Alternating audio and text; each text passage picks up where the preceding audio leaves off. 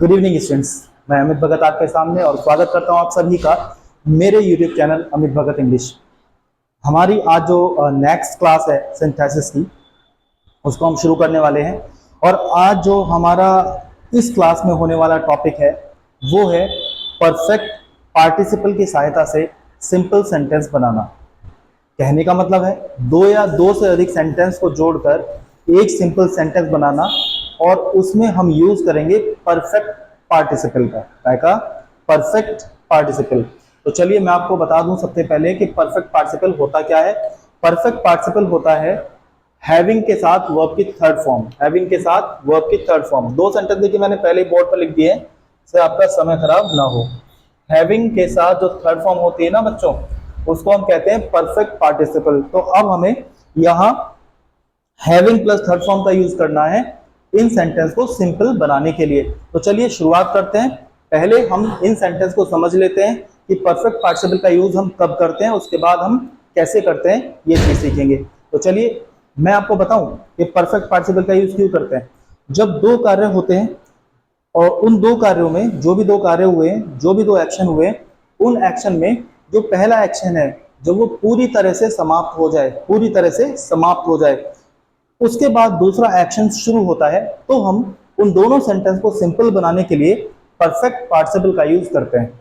जबकि जो हमने प्रेजेंट पार्टिसिपल का यूज किया है उसमें आपने देखा होगा कि पहला जो एक्शन था वो चलते चलते ही दूसरा एक्शन शुरू हो जाता था, मतलब पहला एक्शन समाप्त नहीं होता था और दूसरा एक्शन शुरू हो जाता था। लेकिन इसमें क्या है, इसमें पहला एक्शन पूरी तरह समाप्त होता है, उसके बाद दूसरा एक्शन शुरू होता है। जैसे ये सेंटेंस मैंने लिखा है, इसको ध्यान से पढ़ें।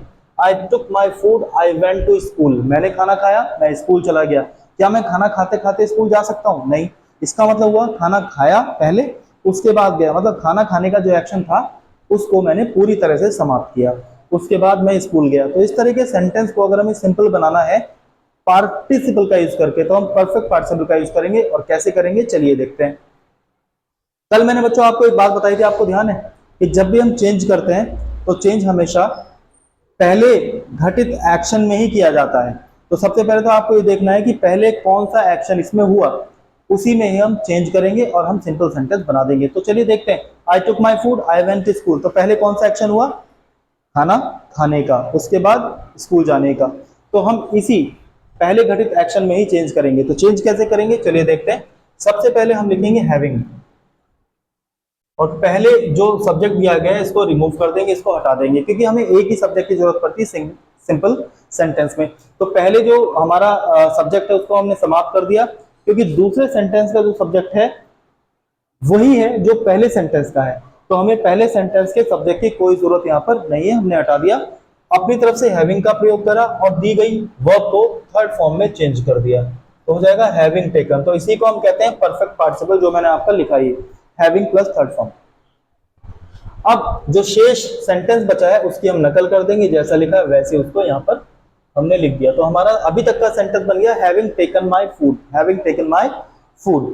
अब कॉमा लगाएंगे और कॉमा लगाने के बाद जो दूसरा सेंटेंस है एज इट इज उसको लिख देंगे, उसमें कोई भी परिवर्तन हम अपनी तरफ से नहीं करते हैं। तो ये हो गया हमारा एक परफेक्ट पार्टिसिपल की सहायता से simple sentence. Having taken my food I went to school.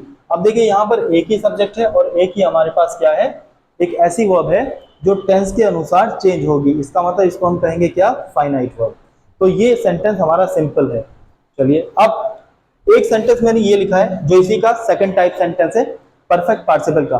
तो बच्चों अगर मैं आपसे पूछूं इस सेंटेंस में और इस सेंटेंस में अंतर क्या है, पढ़ लीजिए। यहां लिखा है आई टुक माई फूड, यहां लिखा है द स्टूडेंट वाज पनिश्ड। अगर आपको समझ में आता है तो ठीक है, वरना मैं आपको बताऊंगा ही। चलिए ये मैं इसके नीचे से हटा रहा हूं। देखो बच्चों मैं आपको बता देता हूं, अगर आपको समझ में नहीं आ रहा है तो ये हमारा जो सेंटेंस है एक्टिव वॉइस में है। क्या में? एक्टिव वॉइस में। आपने देखा आई टुक माई फूड, मैंने खुद ही कार्य किया, आई टुक माई फूड। और ये सेंटेंस जो हमारा पैसिव में है, वॉज और थर्ड फॉर्म। मतलब जो बी के साथ वर्ब की थर्ड फॉर्म आती है पैसिव वॉइस में, आपने सीखा होगा, अगर आपने मेरी पैसिव वॉइस की क्लास देखी होगी तो उसमें आपने सीखा होगा बी के साथ जो थर्ड फॉर्म होती है अगर किसी सेंटेंस में, तो उसे पैसिव वॉइस कहा जाता है। ये बी है, बी की सेकंड फॉर्म, और ये हमारी थर्ड फॉर्म। तो ये सेंटेंस हमारा हो गया पैसिव में, और ये सेंटेंस हमारा काय में था, एक्टिव में था। तो इसका मतलब ये हो गया कि जब हमें सेंटेंस पैसिव में मिलेगा तो हम उसको सिंपल में कैसे बदलेंगे। कोई बड़ी बात नहीं है बच्चों, समझ लेते हैं। सबसे पहले हमने देखा क्या दोनों ही सेंटेंस के सब्जेक्ट एक जैसे हैं। The student was punished, he left the class. इसका मतलब ये स्टूडेंट है और ये इसका प्रोनाउन है, तो इसका मतलब सेंटेंस में दिए गए दोनों ही सब्जेक्ट एक जैसे हैं। तो हम क्या करेंगे, पहले जो सब्जेक्ट दिया गया उसको रिमूव कर देंगे, अभी मैंने आपको बताया। अब क्योंकि ये सेंटेंस पैसिव फॉर्म में, इसलिए हम हैविंग और अब अपनी तरफ से बीन का यूज भी करेंगे, हैविंग बीन, हैविंग बीन। और थर्ड फॉर्म तो इसमें होती है बच्चों, क्योंकि ये पैसिव है, तो थर्ड फॉर्म तो इसमें है ही। तो आप सीधे सीधे ये भी कह सकते हैं कि जो भी हमें वाज वर या इजार में यहां मिलेगा, हम उसको हैविंग बीन में चेंज करेंगे। क्या में चेंज करेंगे, हैविंग बीन। थर्ड फॉर्म तो इसमें है ही। अब कुछ और तो इस सेंटेंस में बचा नहीं है, फर्स्ट सेंटेंस में। अब सेकंड सेंटेंस हमारा क्या दिया है, ही लेफ्ट द स्कूल। तो जैसा वो सेंटेंस है वैसा लिख देंगे, लेकिन प्रोनाउन हम शुरू में नहीं लिखते सेंटेंस के अंदर। ये आपको बहुत अच्छी तरह पता, आप बहुत अच्छे बच्चे हैं, सारी चीजें जानते हैं। तो पहली बार में हम क्या लिखेंगे, नाउन लिखेंगे, और नाउन क्या है, the student. The student left the class, left the school. और ये हमने लिख दिया लेफ्ट द स्कूल। इसको मैं नीचे लिख देता हूं, जगह कम है यहां पर। Left the school, the student left the school. तो ये हो गया हमारा सेंटेंस।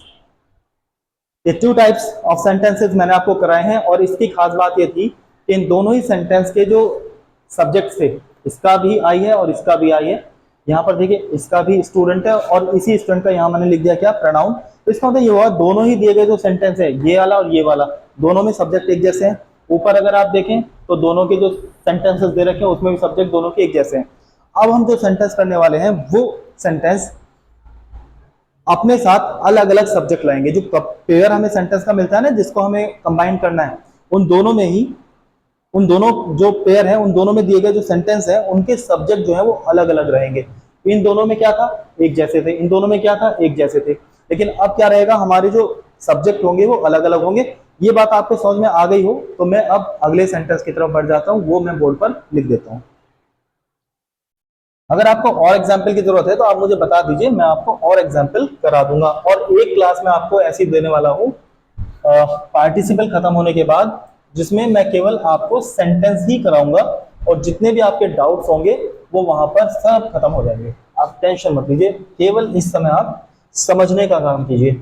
नेक्स्ट है हमारा the teacher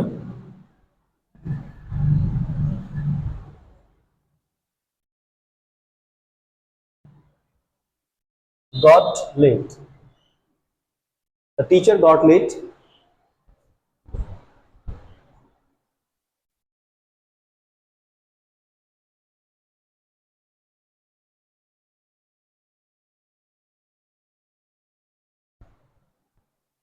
left the class.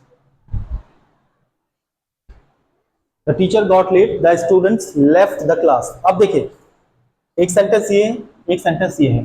अब उन दोनों में जो पहले मैंने सेंटेंस कराए, उनमें और इनमें क्या अंतर है आपको दिखाई दे रहा होगा। यहां पर इस सेंटेंस का सब्जेक्ट क्या है, टीचर है, और इस सेंटेंस का सब्जेक्ट क्या है, स्टूडेंट्स है। तो इसका मतलब दोनों ही सेंटेंस में जो सब्जेक्ट है वो अलग अलग है। इससे पहले जो हमने सेंटेंस किए हैं उनमें सब्जेक्ट एक जैसा था, ये आपको याद है, अभी अभी हमने किया था। चलिए अब क्या होता है, जब दोनों ही सेंटेंस में सब्जेक्ट अलग अलग होते हैं तो पहले सेंटेंस के सब्जेक्ट को हम एज इट इज लिख देते हैं, उसकी नकल कर देते हैं। ठीक है, अब वही रूल हमें फॉलो करना है। एक कार्य समाप्त हुआ, फिर दूसरा कार्य शुरू हुआ, परफेक्ट पार्टिसिपल का यूज करेंगे। तो हैविंग और थर्ड फॉर्म आ जाएगी got, having got late. Teacher having got late. हमें केवल इतना अलग करना है कि दो अलग अलग सब्जेक्ट होने की वजह से हमने पहला सब्जेक्ट अलग लिख दिया है, वैसे बाकी बचा हुआ सेंटेंस पूरा एक जैसा ही है। ये थर्ड फॉर्म मिल गई, ये जो भी फॉर्म मिल गई हमने इसमें हैविंग का यूज किया और इसको थर्ड फॉर्म में बदल दिया। ठीक है, अब कॉमा लगाएंगे और दूसरा सेंटेंस जैसा है वैसा ही लिख देंगे, the students left the class, left the class. कोई दिक्कत इसमें बच्चों हो तो आप मुझे बताओ। जब दोनों ही सेंटेंस के सब्जेक्ट अलग अलग होते हैं तो हम पहले सेंटेंस के सब्जेक्ट को लिख देते हैं एज इट इज, नकल कर देते हैं, फिर हम हैविंग के साथ थर्ड फॉर्म का यूज करेंगे, चाहे यहाँ कोई भी वर्ब दी गई उसको थर्ड फॉर्म में ही बदला जाता है। तो ये था हमारा थर्ड टाइप का सेंटेंस। नेक्स्ट फोर्थ है, इसको समझना ध्यान से। The match was finished.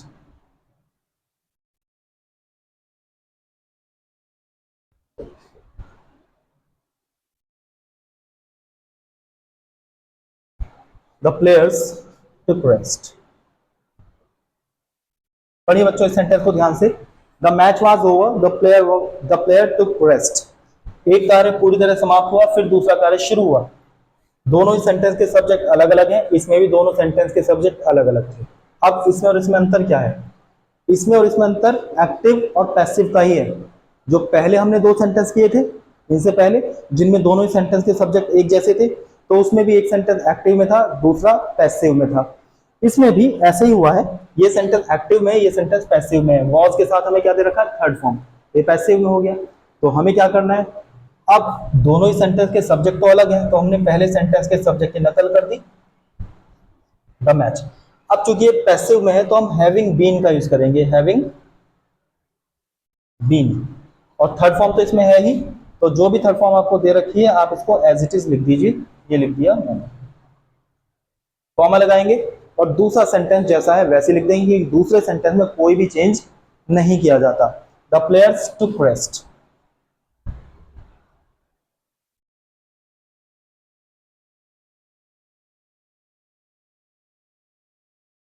ये हमारा परफेक्ट पार्टिसिपल था जो कि मैंने आपको करा दिया है। कोई भी आपको समस्या है, कोई भी आपको डाउट है, प्रॉब्लम है, तो आप कमेंट बॉक्स में लिख सकते हैं। जब हमारे पार्टिसिपल पूरे खत्म हो जाएंगे, इसका मतलब ये हुआ कि प्रेजेंट पार्टिसिपल तो हो गया है, पास्ट परफेक्ट पार्टिसिपल मैंने आज करा दिया है, तो इसका मतलब दो पार्टिसिपल हो गए। अब बचता है हमारा पास्ट पार्टिसिपल। तो पास्ट पार्टिसिपल की क्लास हमारी नेक्स्ट क्लास होगी। उसके बाद मैं आपको सेंटेंस कराऊंगा। जो भी डाउट्स होंगे उसमें आपके सभी रिमूव हो जाएंगे। उस क्लास को आप मिस मत करना। और इसमें कोई भी डाउट आपको होता है तो आप मुझे कमेंट बॉक्स में लिख सकते हैं। और इसी तरह की ग्रामर सीखने के लिए जो 11th और 12th लेवल पे आपको बहुत ज़्यादा फायदा करने वाली है, आप मेरे चैनल को सब्सक्राइब कर लीजिए, मेरा यूट्यूब चैनल अमित भगत इंग्लिश।